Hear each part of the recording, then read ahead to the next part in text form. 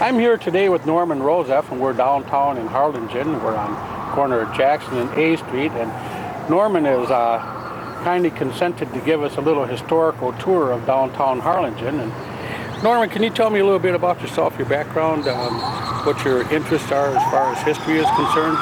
Well, when I retired from the sugar mill as their agronomist in 2001, I started picking up as an avocation the history of Harlingen in particular, and the valley too. So it's been very challenging to learn about what has transpired in the valley, and there's so much history here that people don't know about.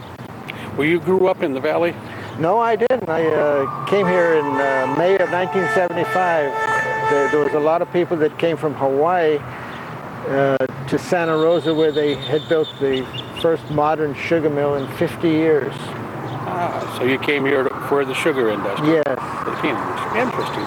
So today now, you're secretary of the Cameron County Historical Commission, and you sit on some other historical committees too, don't you?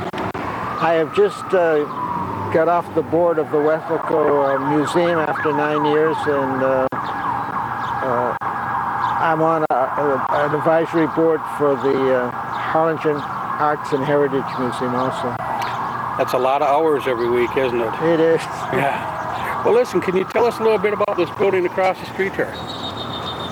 This is the valley's first skyscraper. It was built in 1927 by a man who had come from Arkansas, a businessman, and they named it after him. It was called the Baxter Building. For many years, this 9-story building was the tallest building in the valley until they built that skyscrapers over there in McAllen. The second year that it was here, Mr. Baxter, renamed it the Rio Grande Insurance Company building, because that's what he had initiated, and he was making his money with this insurance company. You were telling me a little bit about how the building was constructed, how it has the concrete structure behind the facade? Right. There are some old 1927 pictures and postcards that you can see the building in the distance, and it's just built like a fortress. It has a concrete and steel undercarriage, as you would say, and so it's really a very strong building. That's why it's lasted through the ages.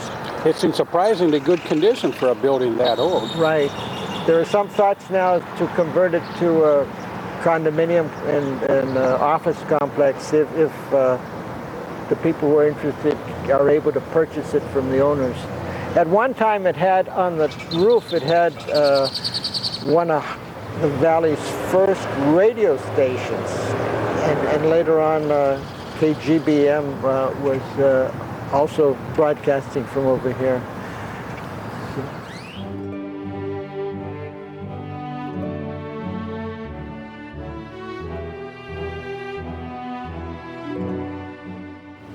This is Jackson Street, and this has become the antiquing center from the valley. As you go down this way, there are numerous antique stores over here, and you can spend a whole day going in if you're an antiquer and like to look at stuff. There's just so many little things that you can look at, and there's probably something for everybody. Yes, I've been along there before, and there are some really nice antique stores there, and there's a lot of history along this stretch here. It is. This building here, which is Repeat Performance, that was one of the first banks that was in Harlingen, and it was owned by August Weller. He was a man that came from the coastal bend, and he started up with saloons around town. That was before Prohibition came in about 1919, and then he went into the banking business, and he had the Harlingen State Bank here, and it later became the First National Bank. If you go in there, you'll see a vaulted ceiling. For a long time that wasn't revealed. It was a drop ceiling in there, and the new owners have removed that, so you can see a large vaulted ceiling where the original bank was. And if you walk in the back, you'll see the original vault still open there. I imagine they've lost the combination to the I would imagine so. So they leave it open. I could probably get myself a little bit of a commission by going in there and helping them reset their combination. Well, you know, a lot of activity has been going on the last few years revitalizing this downtown section, and it's really looking nice. The parking is good. I see that there are no parking meters, and I think that's good. Yeah, that encourages people to come in. And over there on Monroe Street, the city has additional parking there, and they've beautified that. They've done very well.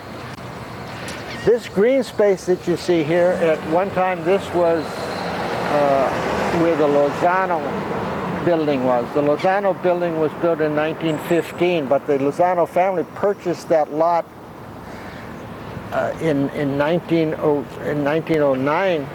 That was one of the first lots that Lansing Hill sold to private investors and stuff. They had a two-story general merchandise store, and they lived upstairs. And in 1915, they tore it down and they built a beautiful, large building that had a dance hall on the top and a meeting room upstairs. And that was very historic because a lot of events were held at that place.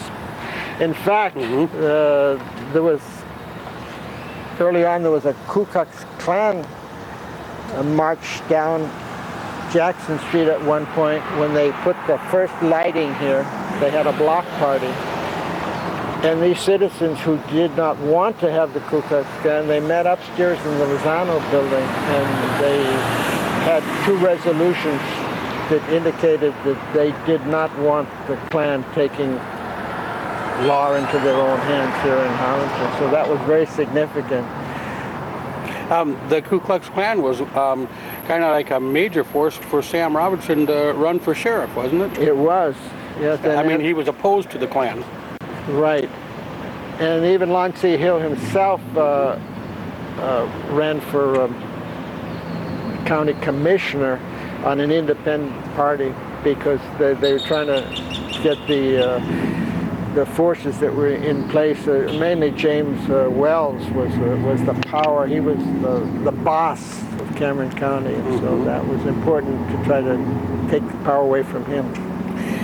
You have old pictures that you'd be willing to share with us a little bit for some of these different places we're talking about Yes, today? I do. I have many pictures. Most of them are taken offline from old postcards.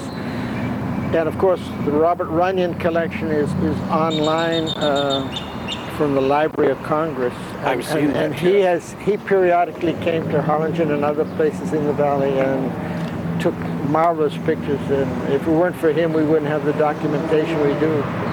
Yes, his collection is well worth viewing. I understand the bulk of it is stored up at is it the Barker Room in University? Yeah, the University of Texas, the American Center for American History. Yes, but like you say, you can access it online, and it's a complete collection. It is. You can either put Robert Runyon or South Texas photographs. Should we walk along here a little bit? And you were telling me about